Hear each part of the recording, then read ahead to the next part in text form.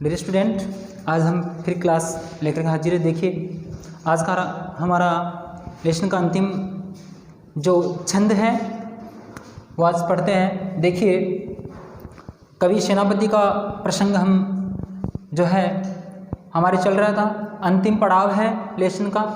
और अंतिम पड़ाव पे देखिए इसमें सबसे पहले शिशिर ऋतु अर्थात जो सर्द ऋतु है, सर्द ऋतु में बहुत ही जो अत्यधिक ठंड पड़ती है और उस ठंड में मनुष्य की हालत और जीव जगत संसार में कैसा बिहेव होता है, कैसी परिस्थिति हो जाती है, उसका जो है यहाँ पर वर्णन किया गया है।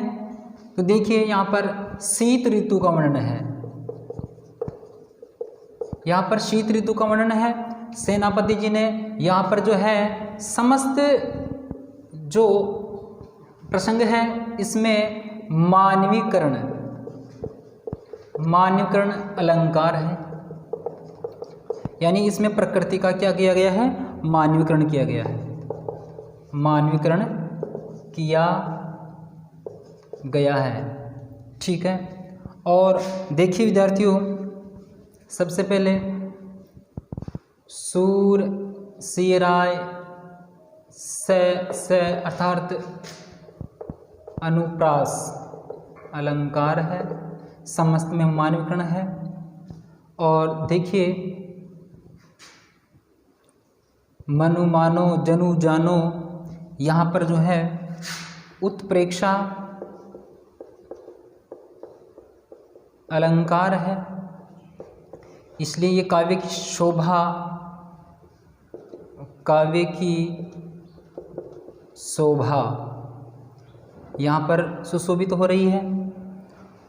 और जो है सेनापति जी ने जो है बड़े ही मार्मिक और सौंदर्यात्मक शैली के अंदर जो है वर्णन किया है।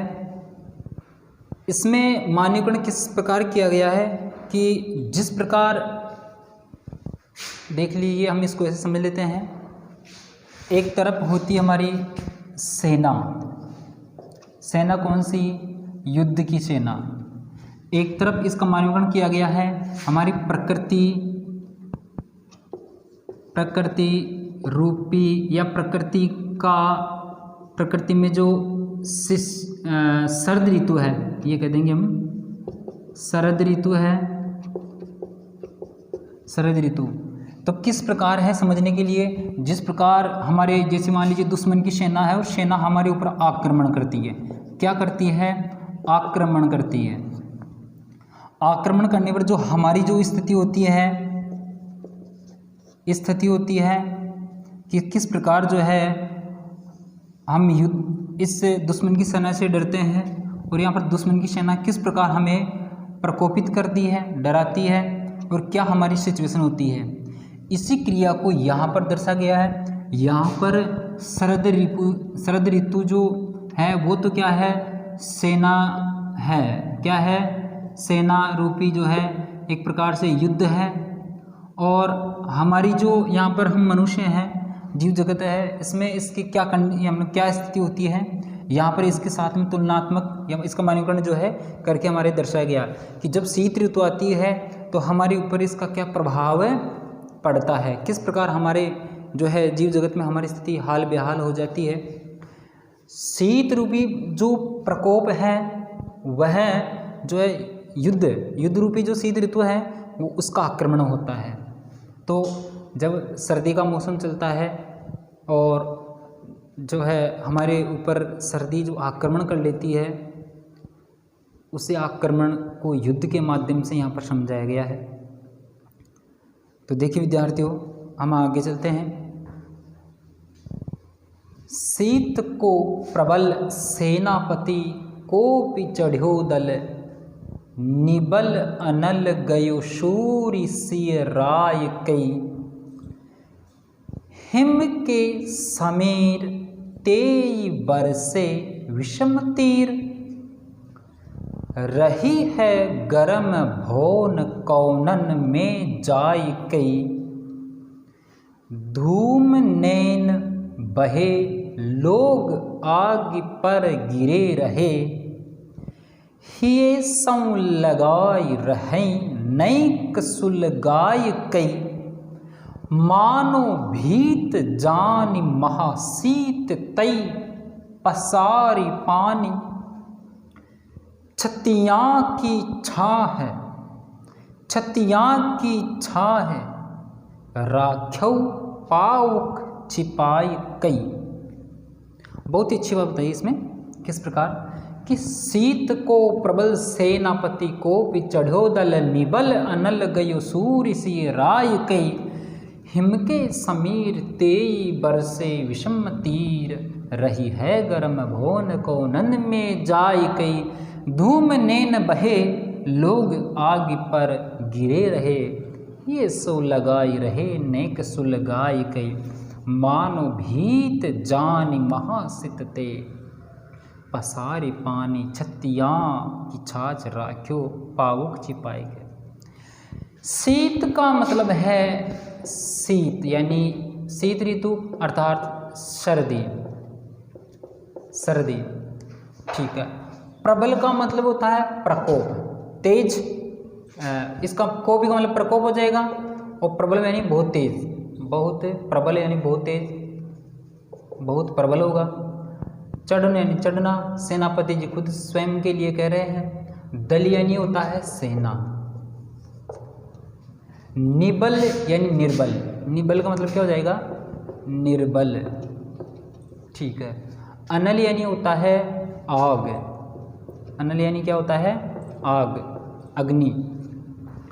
गयो यानी चला गया। सूर्य, सूर्य सीख रहा है, सूर्य मीन्स सूर्य, सूर्य मीन्स यहाँ पर सूर्य, सूर्य के लिए कहा गया है। सिकराय यानी होता है ठंडा हो जाना, ठंडा हो जाना। हिम का मतलब होता है बर्फ, हिम का मतलब क्या होता है, बर्फ होता है। समीर का मतलब होता है हवा, समीर का मतलब होता है हवा। तेई वे से ही बरस यानी बरसना, विषम यानी विषम, तीर यानी वही बाण होता है। विषम तीर बरसते हैं, विषम बाण चलते हैं। रही है गर्म, ये जो कंडीशन है ये बहुत ही मतलब भावात्मक है कि रही है, हो रही है। गर्म यानी इस गर्म का मतलब है ग्रीष्म ऋतु, यहाँ पर जो है ग्रीष्म ऋतु का वर्णन किया गया है। भवन यानी होता है भवन, मकान। कोनन यानी मकान का या भवन का कोना, जो भवन का कोना होता है उस कोने की बात है।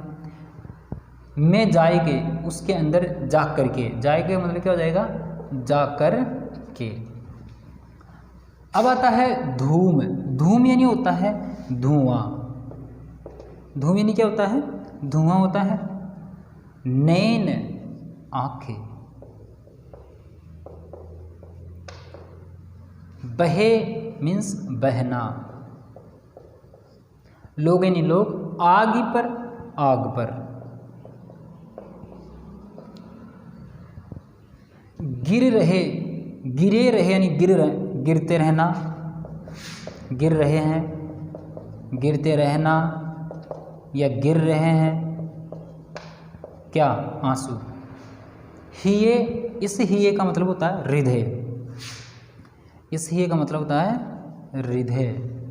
सो लगाए के, सो इन उसके लगा के रहे हैं नेक सुलगाए के, और उसी प्रकार जो है अपने हिये के यानी हृदय के लगा करके वो नेक यानी अच्छा जो है सुलगाए वो सब प्रतीत कर रहे हैं। मानो की, यहाँ मानो, यहाँ उत्प्रेक्षा अलंकार है। मानो की, मानो यानी मानना, मान लीजिए। भीत यानी भीतर, जान यानी जानना, महा यानी श्रेष्ठ महान। शीत यानी वही शीत ऋतु है।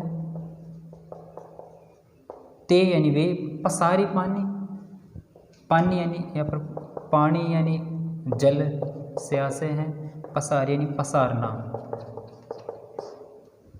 ठीक है। छतिया यानी हमारी छाती के लिए आया है।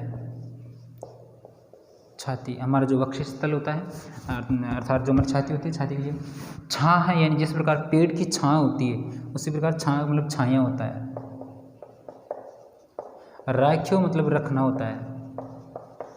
पाउक यानी आग, छिपा यानी छिपाना। ये तो इसके शब्दार्थ हो गए। इसमें अलंकार की स्थिति का वर्णन हमने कर लिया है और भाषा शैली बड़ी चित्रात्मक, देशात्मक, ज्ञानात्मक जो भी है। अब देखिए विद्यार्थियों में इसका भावार्थ ग्रहण करेंगे। सबसे पहले मैंने यहाँ पर जो है एक फॉर्मेट तैयार किया था, तो हम इसको किस प्रकार समझेंगे।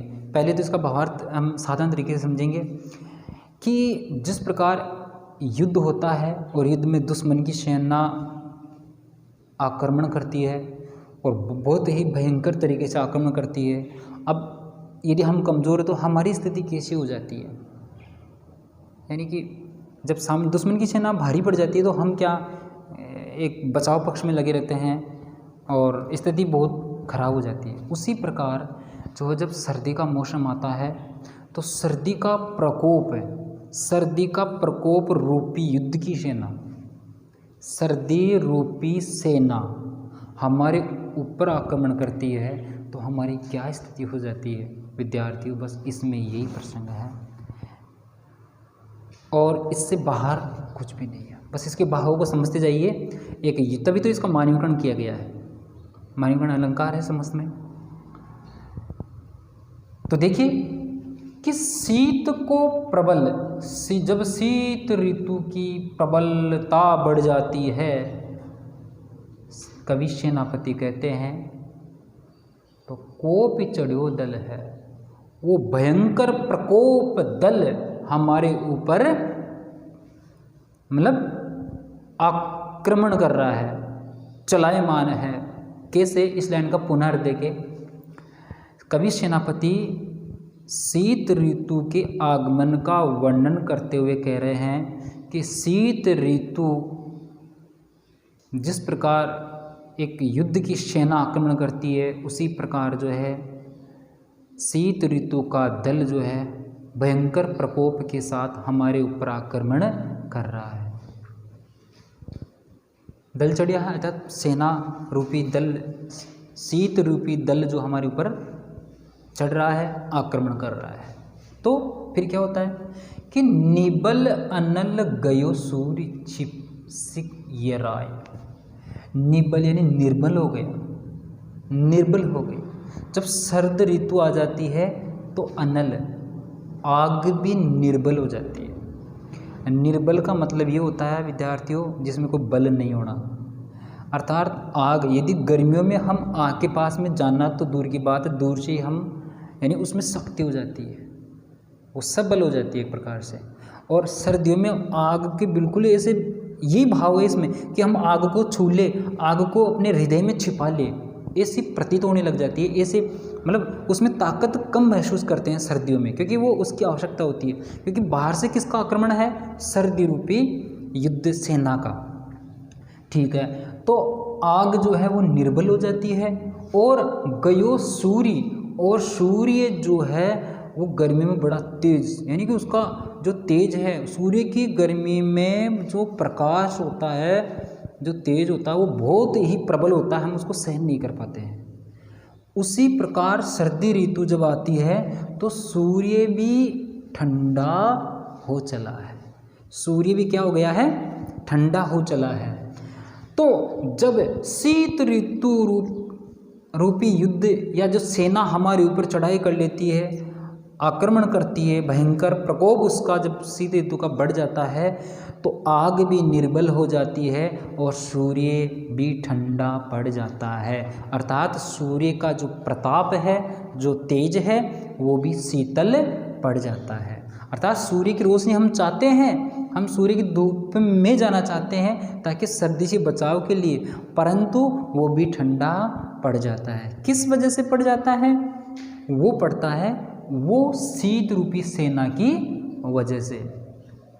फिर आगे देखते हैं कि फिर क्या होता है जब शीत का प्रबल चढ़ जाता है, भयंकर शीत सर्दी पड़ने लग जाती है, तो फिर क्या स्थिति हो जाती है कि हिम के समीर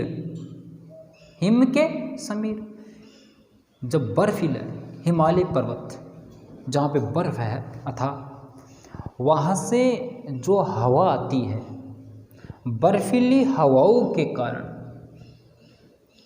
तेई बरसे विषम तीर, जिस प्रकार युद्ध के अंदर जो दुश्मन की सेना होती है वो बाण बरसाती है और उससे जो अदर सामने वाली सेना के जो सैनिक होते हैं वो मर जाते हैं, वो लोहे के बने हुए बाण होते हैं।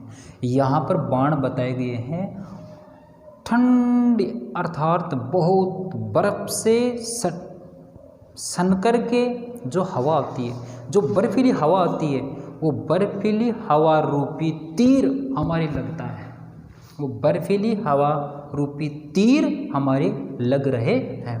तो हिम के समीर तेई बरसे विषम तीर, हिम रूपी अर्थात बर्फ रूपी जो से सटी हुई जो हवा है अर्थात अत्यधिक शीत, बहुत ठंडी ठंडी हवाएं हमारे शरीर को बाण रूपी युद्ध रूपी जो है बाण है वो छेद कर रही है, वो लग रही है। ठंडी ठंडी हवा रूपी जो बाण है वो हमारे को क्या कर रहे हैं, वो छेद कर रहे हैं, वो विषम बरसे वो बरस रहे हैं। अर्थात शीत रूपी युद्ध हो रहा है और उसमें जो है ठंडे ठंडे हवा रूपी जो है बाण हमारे ऊपर बरस रहे हैं। इसका सीधा सीधा भावार्थ ये है। आगे देखिए क्या कहते हैं। अब जब कवि की भावनाएं देखिए किस प्रकार कहता है कि जब विषम तीर ठंडे ठंडे बहुत, जब हम कहते हैं कि सर्दियों में कहते हैं, हमारी बात हम समझिए, सर्दियों में ये कहते हैं कि ये तो आज उत्तरी हवाएं चल रही है, तो बहुत शीतकालीन हवाएं चल रही है, हम जिसको कहते हैं। और सर्दियों में शीतकालीन हवा चलती है तो हमारे शरीर को बहुत ही तीक्ष्ण बाणों की तरह छेद लगती है, ऐसा प्रतीत होता है। तो तीक्ष्ण बाण क्या है, विषम तीर वही है तीक्ष्ण बाण यानी। और तीक्ष्ण बाण क्या होता है, घनी ठंड से, उस हिमालय पर्वत से आने वाली बर्फीली जो हवाएं होती है वो तीखी और ठंडी होती है, वो बाण रूपी हमारे शरीर को जहाँ लगती है वो ऐसा प्रतीत होता है कि बाण लग गया, ऐसा चुभन महसूस होता है। तो वो इसका भावार्थ यही है। और जब ऐसा मौसम हो जाता है तो फिर हमारे आसपास का वातावरण कैसा होता है कि रही है गर्म भोन कोनन में जाए के, और जब इतनी सर्दी हो जाती है तो जो गर्मी जो होती है वो गर्मी हमारे मकान के किसी कोने में जा कर के छुप जाती है। इसका भावार्थ है कि रही है, हो रही है गर्म ग्रीष्म, भवन यानी भवन में, कोनन में जाकर के जो ग्रीष्म ऋतु है अर्थात जो गर्मी है वो ठंड से, अत्यधिक तीक्ष्ण ठंडे बाणों से डरती हुई किसी भवन के कोने में जाकर के छिप जाती है। और फिर क्या होता है, इतना होने के बाद मनुष्य अपने बचाव के लिए जो करता है, तो देखिए वो क्या करता है कि धूम नैन बहे लोग आग पर घिरे रहे। और जब अत्यधिक ठंड से व्याकुलित इंसान हो जाता है और तीक्ष्ण बाण ठंडे लगते रहते हैं तो उसके बचाव के लिए अलाव लगाते हैं। हम सब लोग ग्रामीण इलाकों में रहते हैं, सब जानते हैं अलाव क्या होता है कि आग, सर्दी से बचने के लिए जो आग लगाई जाती है वो आग लगाते हैं। अब उस आग में धुआं भी निकलती है, तो धूम नैन, उस धुआं से हमारी आँखों में नैन, आँखों से आंसू आते हैं। जैसे ही उस आग की जो धुआं होती है आँखों में लगती है और आंसू आते हैं, परंतु हम दूर नहीं हटते क्योंकि हमारे को जो तीक्ष्ण बाण लग रहे हैं अर्थात बहुत ज़्यादा सर्दी लग रही है, उस सर्दी से बचाव के लिए हम आग जलाते हैं और उस आग में जो धुआं होती है उस धुआं से हमारी आँखों में आंसू आ रहे हैं, हम परेशान हो रहे हैं, फिर भी हम उसको लोग उस आग पे गिर रहे हैं। गिरने का मतलब ये है लोग उसको जो है जैसे छाती के लगा ले, सीने के लगा ले, ऐसा उसको कर रहे हैं। लोग जो है अपने सर्दी से बचाव के लिए उस आग के ऊपर जो है ऐसे मतलब छा रहे हैं। क्यों? सर्दी से बचाव के लिए। तो यही बात है कि लोगों को जो सर्दी है वो बहुत व्याकुलित कर रही है, बहुत जो है परेशान कर रही है। उस सर्दी से बचने के लिए लोग अलाव लगाते हैं, आग लगाते हैं, उस आग में धुआं उठती है और धुआं से आंसू आते हैं, परेशान हो जाते हैं, लेकिन फिर भी जो है लोग उसके ऊपर क्या हो जाते हैं, आच्छादित हो जाते हैं। सब लोग उसके चारों ओर हो जाते हैं और वो अपनी सर्दी को दूर करने के लिए धुआं से आँखों में आंसू आ रहे हैं, परेशान हो रहे हैं, लेकिन इधर सर्दी से बचने के लिए भी लोग उस आग के ऊपर आच्छादित हो जाते हैं, चारों तरफ छा जाते हैं। और कैसा प्रतीत होता है फिर उस आग को, कैसा कैसा मतलब कैसा भाव देखिए कि कवि क्या कहना चाहता है कि ही सो लगाए रहे नेक सो लगाए के। बहुत अच्छी बात कही है कि जो आग लगी हुई है, जो आग हमने लगाई है, लोगों ने अपने सर्दी से बचने के लिए जो अलाव जो आग लगाई है, वो आग ही सो लगाए, यानी कि ही अपने हृदय के लगा लेते हैं, यानी बिल्कुल करीब ऐसे छा जाते हैं उस आग के ऊपर। क्यों छा जाते हैं? क्योंकि अत्यधिक ठंड के कारण, ठंड रूपी जो बर्फ़ है, वो बाण है, वो उसको चुभोते रहते हैं, वो बाण चलते रहते हैं, वो आक्रमण करते रहते हैं युद्ध की सेना की तरह। तो उनसे बचने के लिए अलाव लगाते हैं और उस धुआं से आंखों में आंसू आता है, लेकिन फिर भी हम उसको सीने से लगा लेते हैं क्योंकि वो हमारा बचाव करती है। तो ये सो लगाए रहे नेक सुलगाए के, जो है उस आग को सुलगा अर्थात आग को प्रज्वलित करके जो है हम उसके ऊपर एक सीने की तरह हम उसको जो है लगा ले, ऐसा प्रतीत हो रहा है, ऐसा हम कर लेते हैं क्योंकि सर्दी से बचाव के लिए। लगाए के सुलगाए के मानो, मानो क्या उत्प्रेक्षित किया गया है, उत्प्रेक्ष अलंकार है कि मानो के भीत जानी महासीत ते पसारी पानी। मानो की भीत यानी डरा हुआ, जन यानी लोग, महासीत महासर्दी से, शीत ते पसारी पानी, पानी यानी हाथ, लोग जो है मानो कि लोग शीत के प्रबल प्रकोप से, शीतल से लोग जो है महाशीत में महा जो ठंड है, जो सर्दी पड़ रही है शीत ऋतु में, हम उससे डरते हुए उस पर हाथ फेर रहे हैं। यानी कि इसका मूल भावार्थ ये है कि जिस प्रकार बहुत ज़्यादा ठंड हो जाती है और हम अलाव लगाते हैं, उससे आंखों में धुआं आती है, फिर भी जो है हम उसको मतलब सीने से लगा लेते हैं और उस आग के ऊपर हाथ रख रहे हैं, फेर रहे हैं, अर्थात उस आग से डर नहीं, क्योंकि निर्बल हो गई है आग निर्बल होने पर उस पर हाथ तक रखने का प्रयास है नहीं, उसको हाथ भी करीब ले जाते हैं। इतनी ठंड है कि आग निर्बल हो जाती है, हम उसको हाथ भी लगा लेते हैं, यानी छू लेते हैं, ऐसा प्रयास हम करते हैं, हाथ कर लेते हैं। इसका मतलब ये होता है कि हम हाथों को सर्दी से बचाने के लिए, शरीर को सर्दी से बचाने के लिए अपने हाथों को भी आग के ऊपर रखने का जैसा प्रयास करते हैं, मानो कि ऐसा। और फिर क्या कहते हैं कि छत्तियाँ की छा है राख क्यों पाउक छिपाए के। और पाउक यानी होती है आग, पाउक यानी क्या होती है? आग।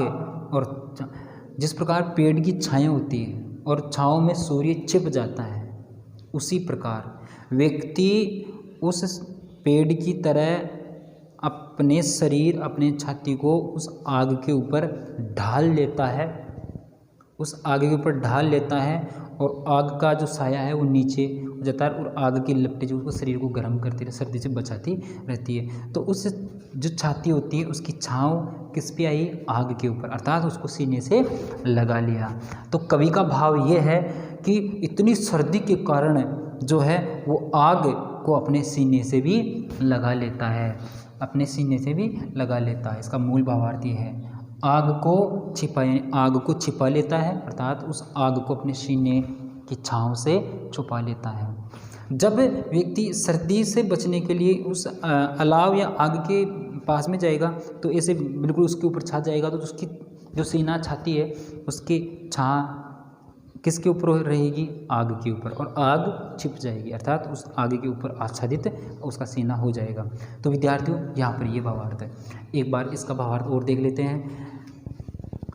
कवि सेनापति जी ने जो है एक युद्ध, जिस प्रकार एक दुश्मन की सेना युद्ध आक्रमण करती है और उसकी आक्रमण करने से किस प्रकार जो है परिस्थिति हो जाती है, क्या क्या क्रियाएं होती है, उसी युद्ध की तरह जब शीत ऋतु आती है और वो प्रबल जो है ठंड के साथ में हमारे ऊपर जो है आक्रमण करती है, तो फिर हमारी क्या स्थिति हो जाती है? देखिए, शीत को प्रबल सेनापति कोपि चढ़ियो दल है। कवि सेनापति कहते हैं कि सर्द ऋतु के आगमन पर जो है शीत ऋतु जो है वो प्रबलता के साथ में, कोप यानी भयंकर प्रकोप के साथ में एक दल यानी सेना लेकर के हमारे ऊपर जो है वो आक्रमण कर देती है, चढ़ाईमान हो जाती है। और इतनी सर्दी के साथ में, इतनी शीत ऋतु की ठंड के साथ में वो आक्रमण करती है दल जो है, तो उस समय जो है आग भी निर्बल हो जाती है, अर्थात अग्नि जो है वो भी निर्बल हो जाती है, उसका भी कोई असर नहीं होता है। गयो सूर्य से सियराय, अर्थात सूर्य भी जो है वो शीतल हो जाता है, सूर्य की किरणें भी ठंडी पड़ जाती है। लोग उस सूर्य किरणों में उसके प्रकाश में जाकर के अपनी सर्दी दूर करना चाहते हैं, परंतु सूर्य की किरणें भी, अर्थात सूर्य भी ठंडा पड़ जाता है। और जो हिम के समीर तेई बरसे विषम तीर है, और उसी प्रकार जो बर्फीली हवाएं आती है, जो बर्फ़ से हवा स्पर्श होकर आती है, वो विषम बाणों की तरह हमारे शरीर को घायल कर देती है। अर्थात सर्दी से बहुत ही वो सर्दी, बहुत तीखी सर्दी आती है, बर्फ़ से सटी हुई हवाएं, वो हवाएं बाणों की तरह हमें परेशान करती है, चुभती रहती है। अर्थात बहुत तीखी तीखी हवाएं जो है वो तीक्ष्ण बाणों की तरह लगती है। और जब ऐसा होता है तो रहिए गर्म भवन कोनन में जाए के, ऐसी परिस्थिति में चारों तरफ कहीं गर्मी का मौसम नहीं होता है, और जो गर्मी होती है वो भी किसी भवन के या किसी मकान के कोने में जा कर के छिप जाती है, क्योंकि चारों तरफ क्या हो जाती है, ठंडी ही ठंड हो जाती है।